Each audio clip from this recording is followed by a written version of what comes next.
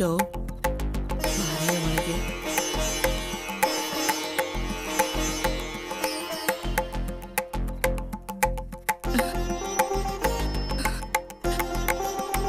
ಇರಯ್ಯ, ಅಡಿಗೆ ಮಾಡ್ಬಿಡ್ತೀನಿ. ಬಿಸಿ ಬಿಸಿ ಊಟ ಮಾಡುವಂತೆ. ಏನ್ ಸಾಂಬಾರ್ ಮಾಡ್ಲಿ? ನನಗೇನು ಬೇಡ, ಅಡಿಗೆ ಮಾಡ್ಕೊಂಡು ನೀವೇ ಊಟ ಮಾಡಿ. ಏನೇ ಹಿಂಗ್ ಮಾತಾಡ್ತಿದ್ದೀಯ ನೀನು? ಇದು ನಿನ್ ಮನೆ ಕಣೆಯ. ಯಾರ್ದು ಮನೆಗೆ ಊಟಕ್ಕೆ ಬಂದಂಗ್ ಮಾತಾಡ್ತಿದ್ಯಲ್ಲ? ಯಾಕೆ ಇದು ನಿನ್ ಮನೆ ಅನ್ನೋದು ಮರ್ತೋಯ್ತೇನೋ? ಏನ್ ಮಾಡೋದು, ಎಲ್ಲ ಕಾಲದ ಮಹಿಮೆ. ಮನ್ಸು ಯಾಕೆ ಒಪ್ತಾ ಇಲ್ಲ. ಯಾವುದೋ ಕೋಪದಲ್ಲಿ ಮನೆ ಬಿಟ್ಟು ಹೊರಟೋದೆ. ಈಗ ಯಾರ ಮುಖ ನೋಡಬಾರ್ದು ಅಂತಿದ್ನೋ ಅವ್ರ ಜೊತೆನೆ ಬರೋಂಗಾಯ್ತು. ನಾನೀಗ ಆಶ್ರಯ ಕೊಟ್ಟೋರಿಗೆ ಕೊಟ್ಟ ಮಾತನ್ನ ಉಳಿಸ್ಕೊಳಕ್ಕಾಗ್ಲಿಲ್ಲ.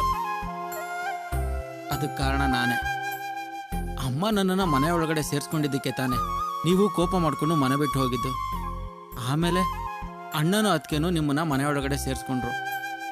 ಈಗ ನೀವು ನನ್ನನ್ನು ಕ್ಷಮಿಸೋದ್ರಿಂದ ಅವ್ರು ನಿಮ್ಮ ಮೇಲೆ ಕೋಪ ಮಾಡ್ಕೊಳ್ತಾರೆ ಅಂತ ಚಿಂತೆ ಮಾಡ್ತಾ ಇದ್ದೀರಾ? ಬೇಕಾದ್ರೆ ನಾನು ಬಂದು ಅವ್ರ ಕೈ ಕಾಲು ಹಿಡಿದು ನಮ್ಮ ಅಪ್ಪಂದು ಯಾವ ತಪ್ಪು ಇಲ್ಲ, ದಯವಿಟ್ಟು ಮನೆ ಒಳಗಡೆ ಸೇರಿಸ್ಕೊಳ್ಳಿ ಅಂತ ನಾನು ಅವ್ರನ್ನ ಬೇಡ್ಕೊತೀನಿ. ಏನೂ ಬೇಕಾಗಿಲ್ಲ. ನಾವಿಬ್ರು ಒಟ್ಟಿಗೆ ಹೋದ್ರೆ ಅರ್ಚನಾ ನಮ್ಮನ್ನು ನೋಡಿ ಕೋಪ ಮಾಡ್ಕೋತಾಳೆ. ಆಮೇಲೆ ನನ್ನ ಮನೆ ಸೇರಿಸ್ತಾಳ. ನಡೆದಿದ್ದೆಲ್ಲ ಹೇಳಿದ್ರು ಸಹ ಅವರಿಬ್ಬರು ಏನ್ ನಿರ್ಧಾರ ತಗೋತಾರೋ ನನಗೆ ಗೊತ್ತಿಲ್ಲ. ಒಟ್ಟಿನಲ್ಲಿ ಅವ್ರಿಗೆ ಹೇಗೆ ಮುಖ ತೋರಿಸ್ಬೇಕು ಅಂತ ನನಗೆ ಗೊತ್ತಾಗ್ತಾ ಇಲ್ಲ. ನಾನು ಇವನು ಮಾಡಿದ ಪಾಪ ಈಗ ನಿನ್ ತಲೆ ಮೇಲೆ ಕುತ್ಕೊಂತಲಯ್ಯ. ಈಗ ಅರ್ಚನನು ರಮೇಶನು ನಿನ್ ಮೇಲೆ ಕೋಪ ಮಾಡ್ಕೊಳಂಗ ಆಗೋಯ್ತಲ್ಲ. ಎಲ್ಲ ನನ್ನಿಂದನೇ ಅಮ್ಮ.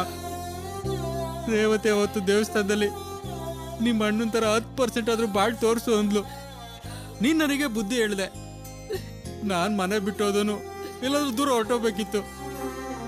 ಅದು ಬಿಟ್ಟು ಅಮ್ಮಾದಿ ಅಂತ ಕೆಲ್ಸಕ್ಕೆ ಹೋಗಿದ್ದೆ, ತಪ್ಪಾಗೋಯ್ತು. ಏನ್ ಮಾಡೋದು, ಎಲ್ಲ ನನ್ನ ಹಣೆ ಬರ. ನನಗೆ ಸಾವು ಕೂಡ ಬರ್ಲಿಲ್ಲ. ನೋಡ ಇವನ್ನ ಬಾಳಿ ಬದುಕ್ಬೇಕಾದವನು, ಇವನ್ ಬಾಯಿನಲ್ಲಿ ಎಂತ ಮಾತು ಬರ್ತೈತೆ ನೋಡು. ಸಾಯ ಮಾತಾಡ್ತವನೆ. ಬಾಯಿ ಮುಚ್ಕೊಂಡು ಸುಮ್ಮನಿರಕ್ಕಾಗಲ್ವೇನೋ? ಸಾಯೋ ಮಾತು ಯಾಕೋ ಆಡ್ತೀಯ? ನನಗೆ ಮುಂದೆ ಏನ್ ಮಾಡ್ಬೇಕು ಅಂತಾನೆ ಗೊತ್ತಾಗ್ತಿಲ್ಲಪ್ಪ. ನಾನು ಎಲ್ರಿಗೂ ಭಾರ ಆಗೋಗ್ಬಿಟ್ಟೆ. ಮಾತು ಹೇಳ್ತೀನಿ, ಬೇಜಾರು ಮಾಡ್ಕೊಬೇಡ ಕಡೆಯ. ಏನ್ ಹೇಳು? ಈಗ ರಮೇಶನ್ಗೂ ಅರ್ಚನನ್ಗೂ ಹೆಂಗ್ ಮುಖ ತೋರ್ಸೋದು ಅಂತ ಯೋಚನೆ ಮಾಡ್ತಿದ್ಯಲ್ಲ. ನಿನ್ನೆಯಿಂದ ಒಂದ್ ವಿಷಯ ನನ್ನ ತಲೆ ಕೊರೀತಿದೆ ಕಡೆಯ. ಹೌದು ಕಡೆಯ, ಇವ್ ಚೆನ್ನಾಗಿರ್ಬೇಕು, ನಾವು ನೆಮ್ಮದಿಯಾಗಿರ್ಬೇಕು ಅಂದ್ರೆ ಇವನ್ನ ಕರ್ಕೊಂಡೋಗಿ ರಮೇಶ್ ಹತ್ರ ಕೆಲ್ಸಕ್ಕೆ ಸೇರ್ಸ್ಬೇಕು. ಅದು ಒಂದೇ ದಾರಿ ಕಡೆಯ ಇರೋದು. ಏನಂದೆ? ಇವನ್ನ ರಮೇಶನ ಹತ್ರ ಸೇರ್ಸೋದಾ? ಹೌದು ಕಡೆಯ, ಇದನ್ ಬಿಟ್ರೆ ಬೇರೆ ದಾರಿನೇ ಇಲ್ಲ. ಅವತ್ತು ರೇವತಿ ದೇವಸ್ಥಾನದಲ್ಲಿ ಇವನ್ನ ನೀನು ರಮೇಶ್ ಭವನ್ ತರ 10 ಭಾಗ ಬದ್ಲಾಗಿ ತೋರ್ಸು, ಆಗ ನಿನ್ ಜೊತೆನಲ್ಲಿ ಬದುಕೋದಿಕ್ಕೆ ಯೋಚನೆ ಮಾಡ್ತೀನಿ ಅಂತ ಹೇಳಿದ್ದು. ರೇವತಿ ಇವನ್ ಜೊತೆ ಬಾಳ್ಬೇಕು, ಇವನ್ ಜೊತೆ ಸೇರಿ ಬಾಳ್ಬೇಕು ಅಂತ ಅವಳಿಗೆ ಆಸೆ ಬರ್ಬೇಕು ಅಂದ್ರೆ ಇವನು ರಮೇಶನ್ ಜೊತೆ ಸೇರ್ಬೇಕು. ಇವನು ಅವನ ಪಕ್ಕದಲ್ಲೇ ಇರ್ಬೇಕು ಕಣೆಯ. ಆಗ್ಲೇ ಇದೆಲ್ಲ ನಡೆಯೋದು. ಅಷ್ಟೇ ಅಲ್ಲ ಕಡೆಯ, ಅವನಿಗೆ ನಮ್ಮೇಲಿರೋ ತಪ್ಪ ಅಭಿಪ್ರಾಯ ಬದಲಾಗ್ಬೇಕು. ಅವ್ರಿಗೆ ನಮ್ಮೇಲಿರೋ ಕೋಪ ಕಮ್ಮಿ ಆಗ್ಬೇಕು ಅಂದ್ರೆ ನಾವು ನಡೆದಿರೋದನ್ನೆಲ್ಲ ಬಿಡಿಸಿ ಹೇಳ್ಬೇಕು ಕಡೆಯ. ನಾವೆಲ್ಲರೂ ಅವನ ರಕ್ಷಣೆನೆಲ್ಲ ಇರೋಣ ಕಡೆಯ. ಇದಕ್ ಮುಂಚೆ ನಾವೆಲ್ಲರೂ ಒಟ್ಟಿಗೆ ಇದ್ವಿ, ಆದ್ರೆ ನಮ್ಮ ಮನ್ಸಲ್ಲಿ ದ್ವೇಷ ಇತ್ತು, ಕೋಪ ಇತ್ತು. ಆದ್ರೆ ಈಗ ಯಾರ ಮನ್ಸಲ್ಲೂ ಏನು ಇಲ್ಲ.